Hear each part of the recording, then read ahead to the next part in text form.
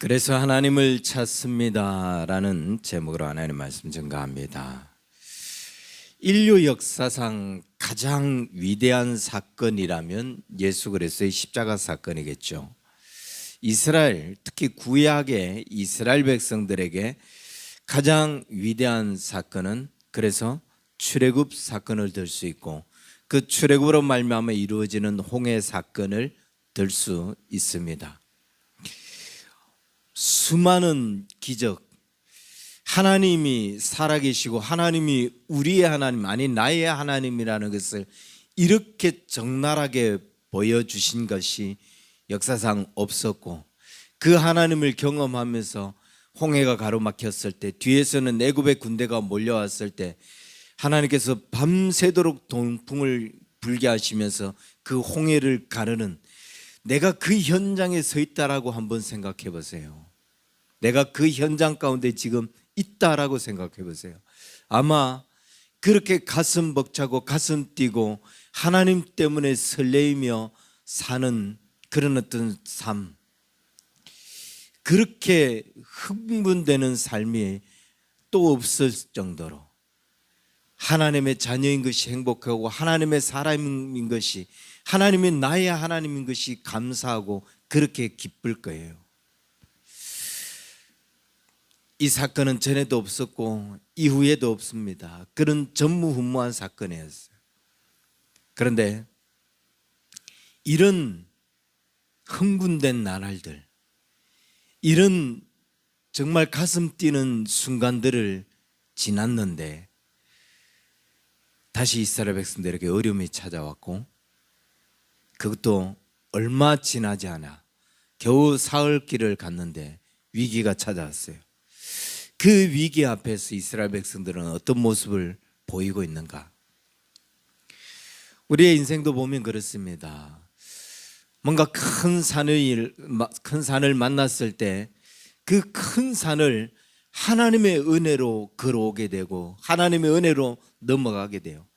이게 하나님의 도우심이구나, 하나님 나와 함께 하시는구나, 이것을 깨닫고 발견하고 경험하는 순간 우리는 정말 하나님 때문에 얼마나 흥분이 되었는지, 하나님 때문에 얼마나 가슴이 뛰었는지, 하나님이 나와 함께 하시는 것 때문에 얼마나 좋았는지, 그래서 그 감격스러운 그 흥분된 나날을 살다가 얼마 지나지 않았는데 좀 그 행복의 시간들이 쭉 이어졌으면 좋겠는데 또다시 위기가 찾아온 거예요. 어려움이 다가왔다고요. 그런 일들이 얼마나 많아요. 그런데 그 어려움 앞에서 우리는 어떤 모습을 취하죠? 오늘 우리가 읽은 이 본문 22절 23절에 보니까 이렇게 이야기합니다. 모세가 홍해에서 이스라엘을 인도하며 그들이 나와서 수르 광야에 들어가서 거기서 사흘 길을 걸었으나 물을 얻지 못하고 마라에 이르렀더니 그곳 물이 써서 마시지 못하게 되었으므로 그 이름을 마라라 하였더라.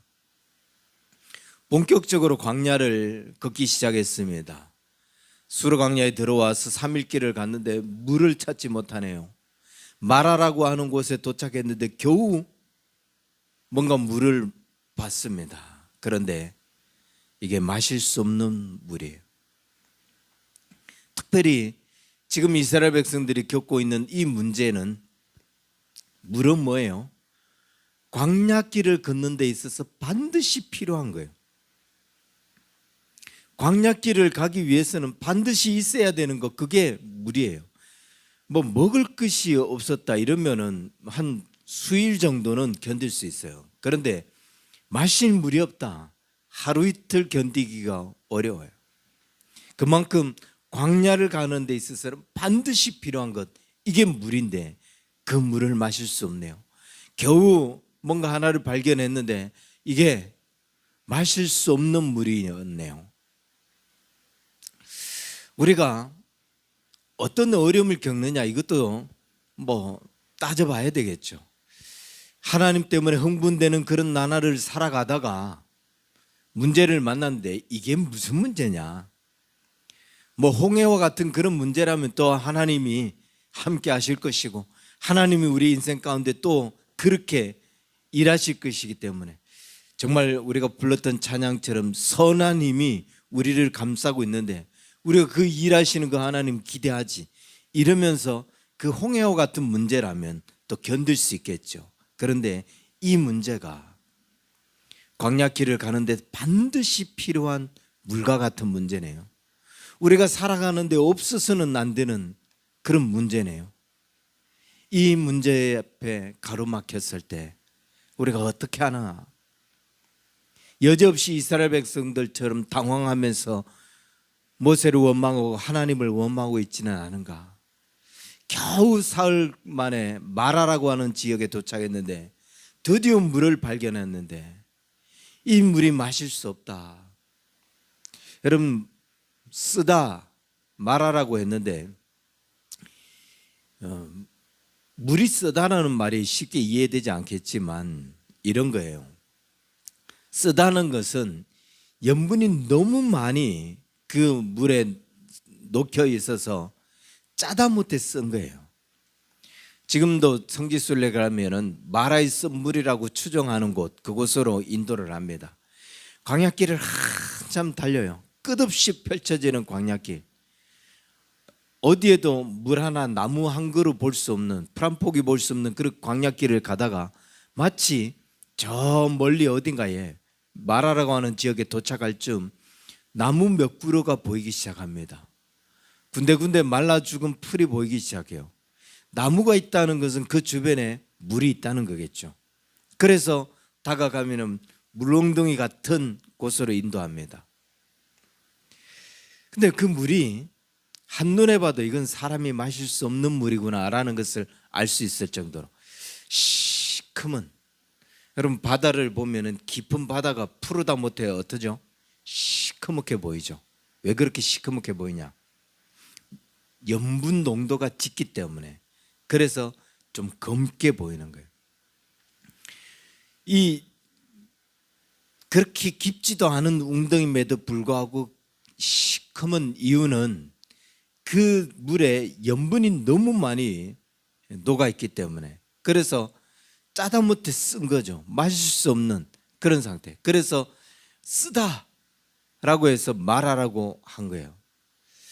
이제 좀 하나님의 은혜로 뭔가 좀 살 것 같고 이제 좀 길이 열리는 것 같은데, 그런데 쓰다, 사람이 마실 수도 없는, 사용할 수도 없는, 이 길을 갈 수도 없는 그런 쓴물, 마라와 같은 그런 인생의 문제를 만나게 될 때가 있다는 거예요. 하나님의 도우심으로 살아왔다가 뭔가 하나님의 인도하심 속에 있는데, 근데 겨우 뭔가를 발견했어요. 그런데 겨우 발견한 이게 또 쓰다, 마실 수 없는 것, 사용할 수 없는 것이 되는 그런 문제도 있습니다. 이때 우리가 얼마나 속상했어요. 얼마나 화가 나겠어요. 답답하고 짜증도 나고 그렇겠죠. 마치 룻기에 등장하는 나오미의 인생이 그랬습니다. 이스라엘에 흉년이 들어서 그 흉년을 피하기 위해서 모압으로 내려갔는데, 모압으로 갔더니 그곳에서 남편이 죽죠. 아들 둘이 죽음을 당합니다. 흉년을 피해서 갔는데, 어려움을 피해서 갔는데 이건 오히려 더 쓴 인생이 되어버린 거예요. 남편을 잃고 자식을 잃는, 겨우 먹고 사는 문제는 해결했을지 모르지만 남편을 잃어버리고 자식을 잃어버렸습니다. 그래서 다시 며느리 롯을 데리고 고향으로 데려오죠. 고향으로 데려왔을 때 사람들이 이렇게 이야기합니다. 당신 나오미 아니냐? 그러자 나오미가 이렇게 대답을 합니다. 나를 더 이상 나오미라고 부르지 마라. 나를 마라라고 불러라. 뭐예요? 나오미라고 하는 이름의 뜻은 사랑하는, 여러분 사랑스러운 여인, 뭐 이런 뜻을 가지고 있는데 자기 인생이 그렇게 사랑스러운 인생이 아니더라는 거예요. 그래서 정말 인생의 쓴맛을 경험한 그런, 내 인생은 정말 쓴 인생이다, 불쌍한 인생이다. 그래서 나라를 마라라고 부르지 말고, 나오미라고 부르지 말고 마라라 부르라. 그럴 정도로 우리가 살면서 그런 문제를 만날 수 있다는 거예요. 이런 인생의 문제들을 경험할 수 있다는 거예요. 이때 우리는 어떤 반응을 보여야 되고 어떻게 반응하고 있는가? 아니, 어떻게 해야 될까요? 있은 문제들 앞에서, 마라의 문제 앞에서 두 가지 반응을 보이는데, 첫 번째 이스라엘 백성들, 그들은 모세를 원망하고 하나님을 원망합니다. 우리가 읽은 24절처럼 백성이 모세에게 원망하여 이르되 우리가 무엇을 마실까? 그들의 주특기는 원망과 불평이었어요. 홍해를 만났을 때도 앞이 가로막혀서 더 이상 나아갈 수 없을 때도 하나님과 모세를 원망했습니다.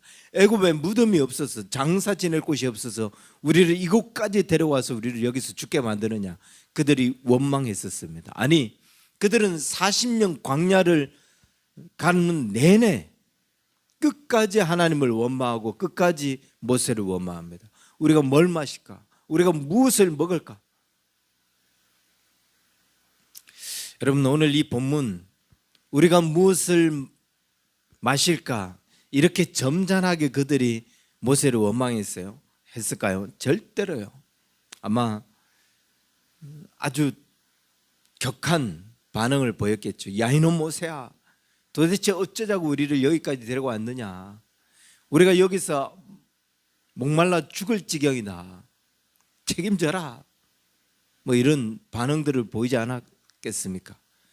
배가 고프면 배고프다고 원망하고, 마실 물이 없으면 마실 물이 없다고 원망하고, 힘들면 힘들다고 원망하고, 마치 우리의 모습하고 똑같아요. 그렇게 주님 때문에 흥분되는 순간들을 살아갔고, 그렇게 가슴 뛰며 살아왔으면서도 조금 힘들면, 조금 배고프면, 조금 뭔가 생각하는 대로 안 되면 원망하고 불평하고 그러고 있지는 않은가? 어떤 일을 해결하다가 조금 뭔가 안 되면 안 된다, 할 수 없다, 힘들다, 힘들어서 못하겠다, 그렇게 원망부터 하고 있는 것은 아닌가? 원망한다고 문제가 해결되는 것도 아니고, 그렇게 하소연한다고 해서 이게 끝나는 것도 아닌데, 오히려 원망할수록, 힘들다고 손을 내려놓을수록 문제만 더 커질 뿐인데, 마태복음에서도 이렇게 이야기해요. 주님이 마태복음 6장 27절, 너희 중에 누가 염려함으로 그 키를 한 자라도 더 할 수 있느냐? 원망한다고 되는 게 아닌데, 불평한다고 되는 게 아닌데, 우리가 습관처럼 아무 도움도 아무 유익도 되지 않는 그런 원망과 불평, 그 가운데 빠져 있어서 문제를 만나면 원망부터 하더라고요. 일을 하는데도 문제가 발생할 수 있어요. 그러면 문제가 발생했다고 원망부터 하고 불평부터, 안 돼, 할 수 없어 라고 하면 그 상황은 어떡하죠? 거기서 중단, 끝, 이래야 되나요? 문제를 해결해야죠. 원망이 나오기 전에, 불평이 나오기 전에 문제를 해결할 수 있는 방법부터 생각을 해야 되겠죠. 어떻게 하면 문제가 풀릴 수 있을까? 어떻게 하면 이 난관을 헤쳐나갈 수 있을까? 그리고 난 후에 나중에 왜 이런 문제가 발생했는지, 왜 이런 사태를 경험하게 되었는지 그때 분석하고 뭐 평가하고, 그래도 늦지 않은데 원망부터 합니다. 할 수 없다, 안 된다 라고 못해요. 그런데 더 큰 문제는 이게 해결할 수 없는 문제가 있어요. 인간의 힘으로 해결될 수 없는 그런 문제를 만나기도 한다고요. 그때 어떤 반응을 보여야 되느냐? 그래서 이스라엘 백성들처럼 원망하고 불평하는 그런 반응을 보이는 사람이 있는가 하면, 하나님께 부르짖는 모세와 같은 반응을 보이는 사람이 있어요.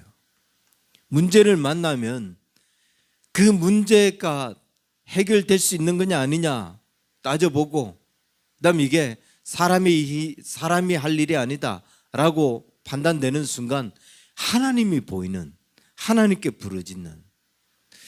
오늘 본문 25절 이렇게 이야기합니다. 모세가 여호와께 부르짖었더니 여호와께서 그에게 한 나무를 가리키시니 그가 물에 던지니 물이 달게 되었더라. 거기서 여호와께서 그들을 위하여 법도와 율례를 정하시고 그들을 시험하실세. 모세는 하나님께 기도했어요. 하나님께 부르짖었다고요. 우리가 이게 우리의 익숙한 습관이 돼야 돼요. 하나님께 구하는 것, 어려움을 만났을 때, 문제를 만났을 때 하나님께 부르짖는 것, 이게 우리의 방법이 되어야 되고 우리의 습관이 되어야 돼요. 우리의 삶이 되어야 되는 거예요. 원망하고 불평하고 안 된다고 소리치고 그렇게 평가하는 것이 우리의 모습이 아니라 기도하죠. 하나님께 간구하는 것. 왜 기도해야 되는가? 이유가 있어요. 하나님이 그 선한 힘, 그 능력으로 우리를 감싸고 계시는데 우리가 하나님께 기도하지 않을 이유가 없잖아요. 어떤 어려움 가운데도 하나님께서 우리와 함께 하시는데. 그런데 여러분, 이걸 하나님의 입장에서 보면 이런 경우가 있다는 거예요. 왜 우리가 그렇게 하나님의 놀라운 은혜를 경험하고 가슴 뛰고 흥분된 그런 하나님의 은혜를 경험하고 살았는데, 하나님께서 그렇게 우리를 구원하고 이끌어 주셨는데 왜 다시 말하라고 하는 문제를 만나게 하셨을까? 출애굽시키기 위해서 하나님께서 그 많은 기적을 경험하시고 밤새도록 동풍을 불게 하셔서 홍해를 가르신 하나님이 왜 우리에게 말하라고 하는 쓴물을 만나게 하셨을까? 하나님의 목적이 있지 않겠어요? 그 하나님의 목적이 뭐겠어요?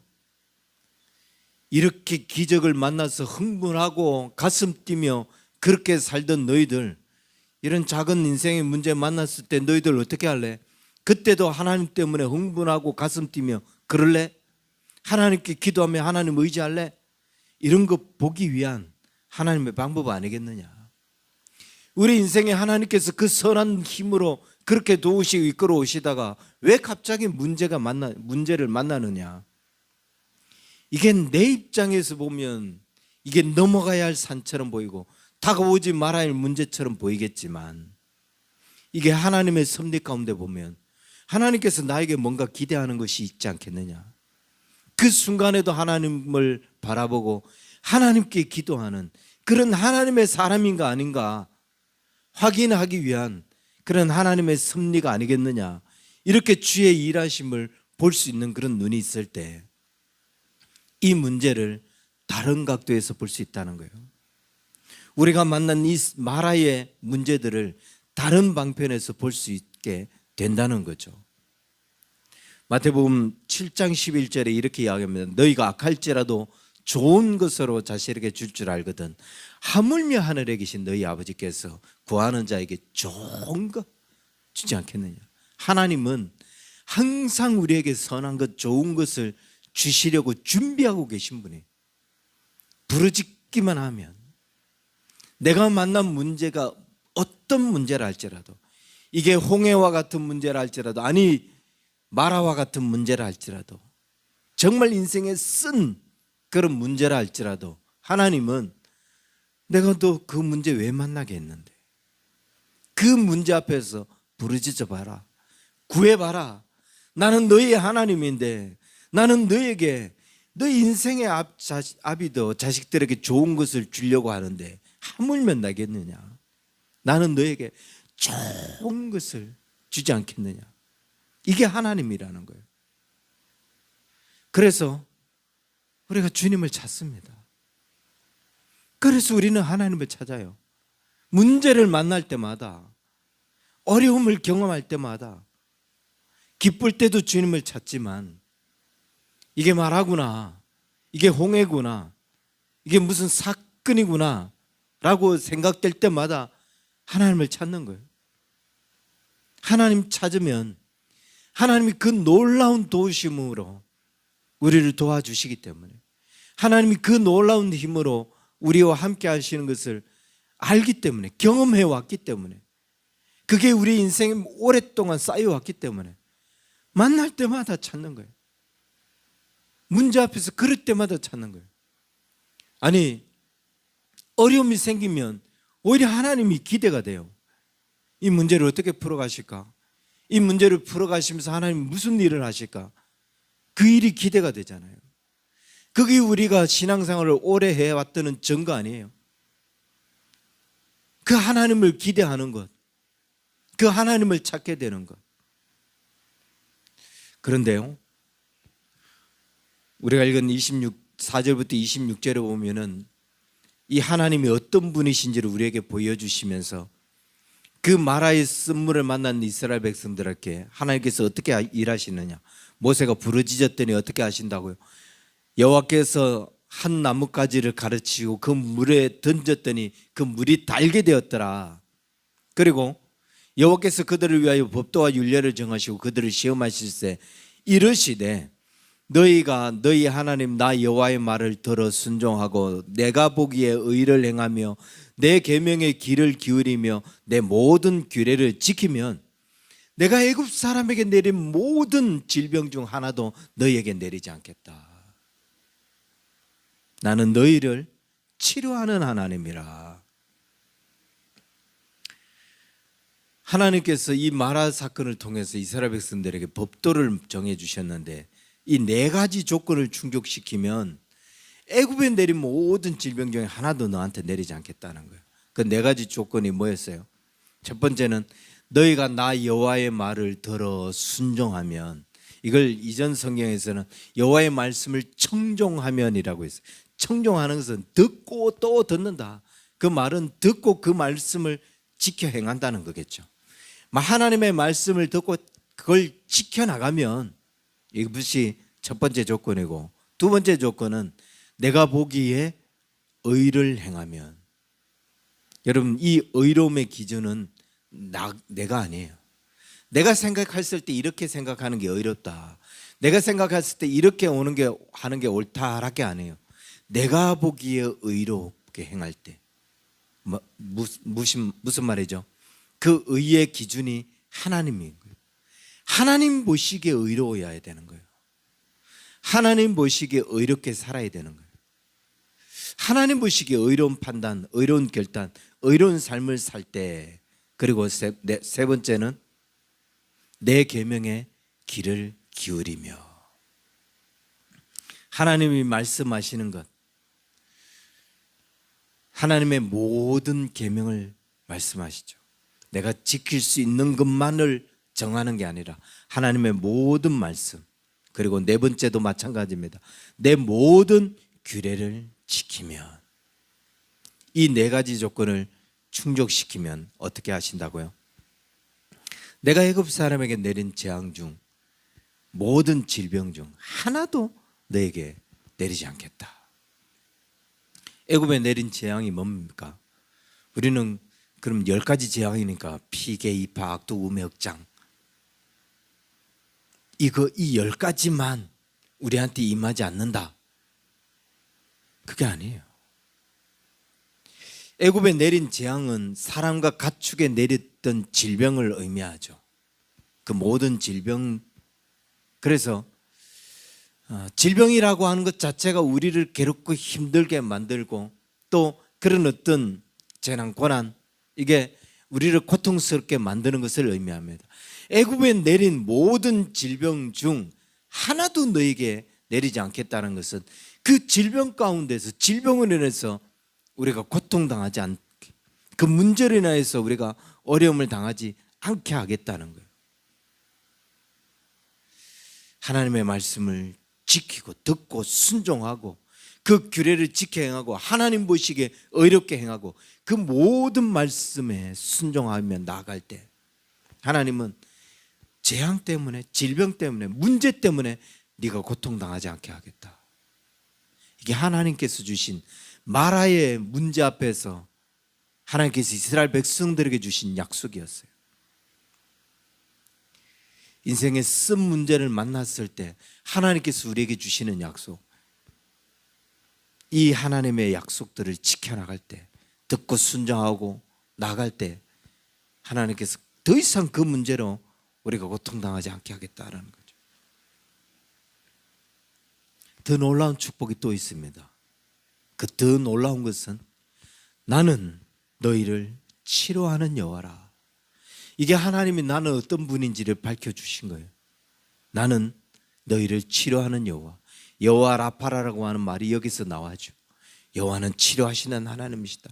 이걸 히브리어로 더 정확히 이야기하면 이 부분이 이렇습니다. 키 아니 예호와 로페카.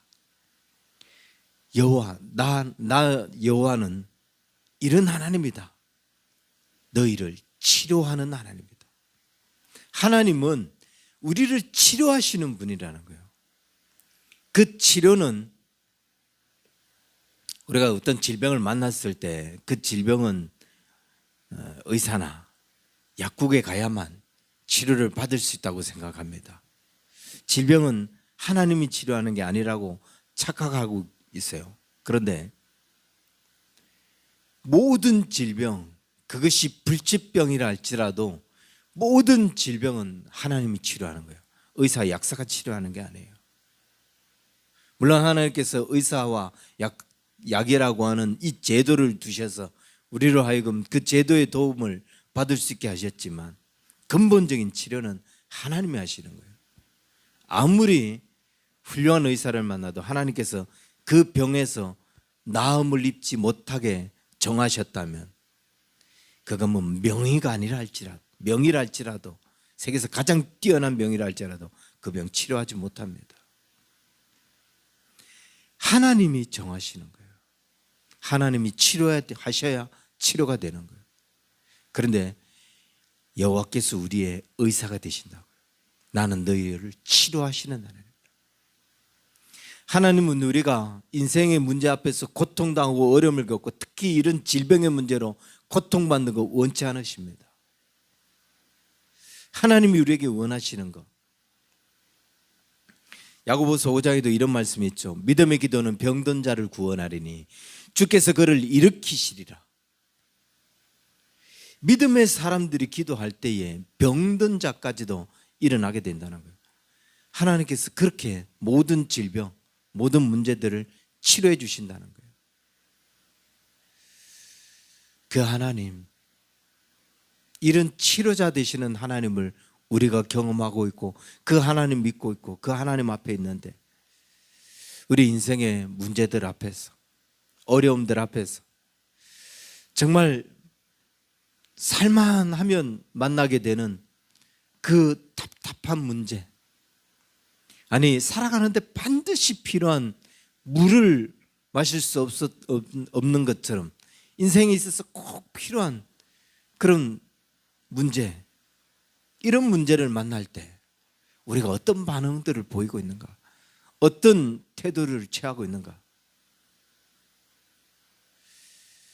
이건 끝이구나, 여기서 끝나는 거구나, 여기서 내 인생은 끝이구나, 더 이상 이 길이 아니구나, 이런 절망, 좌절, 이런 생각들 속에 사로잡히나요? 여러분, 우리의 질병은 그 육신의 질병만 있는 게 아니에요. 영적인 질병, 또 정신적 질병이 있어요. 그걸 인생의 썬뿌리라고 하죠. 어려서부터 받은 학대 때문에 아니면 불안 환경에서 자라나면서 거기서 받은 깊은 상처 때문에 또 살아가면서 여러 가지 어려움들, 여러 가지 일들을 겪으면서 차곡차곡 쌓인 그런 어떤 가슴 속에 쌓인 그런 상처 때문에, 그 멍 때문에 우리 안에 이 질병이 생겼어요. 쓴뿌리가 생겼어요. 우리의 마음, 우리의 영혼 속에 뭔가 문제를 만나면 안 되는구나, 어렵구나, 이게 좌절하고 포기하는 그런 질병들이 쌓이기 시작하고, 그 다음 거기서부터 원망하고 불평하는 질병들이 쌓이기 시작해요. 또 왜 또 이렇게 안 되겠까? 또 쟤는 왜 이렇게 했을까? 그렇게 원망하고 불평하는 질병들이 쌓이기 시작합니다. 그러면서 쓸데없는 고집들을 부려요. 심지어 그 질병이 남을 공격하고 남을 파괴하려고 해요. 이런 영적 질병, 이런 인생의 쓴뿌리, 이거 치료되지 않으면 문제 앞에서 우리가 하나님의 도우심도 경험하지 못해요. 이스라엘 백성들이 그런 어떤 쓴뿌리가 쌓였다 보니까 하나님을 원망해요. 모세를 원망해요. 그 가슴 뛰며 흥분된 삶을 살게 하셨던 그 하나님을 그들이 원망하더라고요. 쓴뿌리가 여기 안에 있으니까. 마라가 여기에 자신의 어떤 영적 시각을 다 가로막고 있고 자신들의 생각의 한계를 다 가로막고 있다 보니까 그 하나님을 원망해요. 근데 우리가 그렇게 오랫동안 신앙생활을 했으면서도 이 쓴뿌리가 해결 안 돼서 여전히 문제를 만나면 하나님 원망하고 문제를 만나면 이건 안 된다고 이야기하고 그게 해결이 안 됐으니까 하나님을 보는 눈이 해결 안 됐으니까. 그런데 이 문제를 해결하면서 또 하나님을 경험하면서 온 사람들은 그럴 때마다 하나님 찾아요.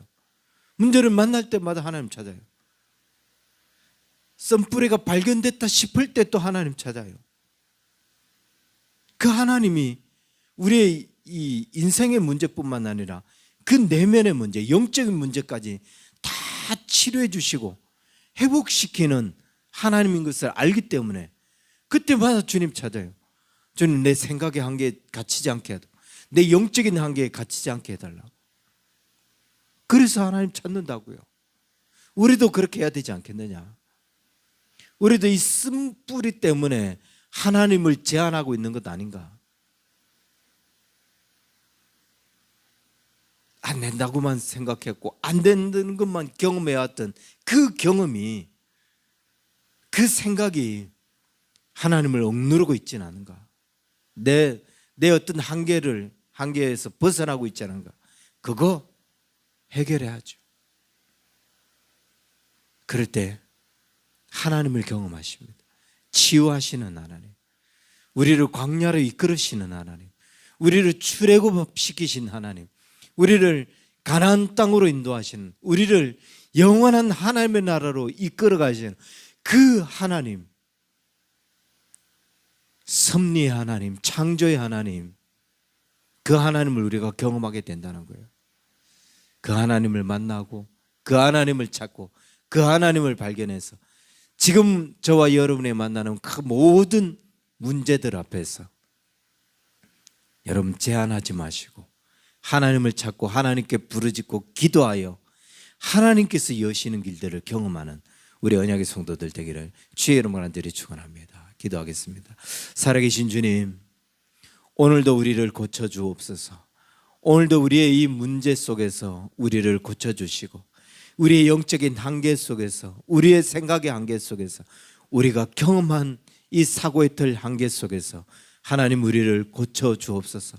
그래서 지금도 우리가 주님을 찾을 수밖에 없고 지금도 우리가 주님께 부르짖을 수밖에 없습니다. 하나님 앞에 나아가는 우리의 기도를 주께서 들응답하여 주시고 우리 인생의 모든 문제, 우리의 삶의 모든 문제 주께서 해결하여 주실 뿐만 아니라 우리의 창조주 하나님 되신 그 하나님을 경험함으로 인하여 우리의 생각이 더 넓어지게 하여 주시고 우리의 영적인 사고가 더 넓혀질 수 있는 그런 우리 언약의 성도들 되게 하여 주옵소서.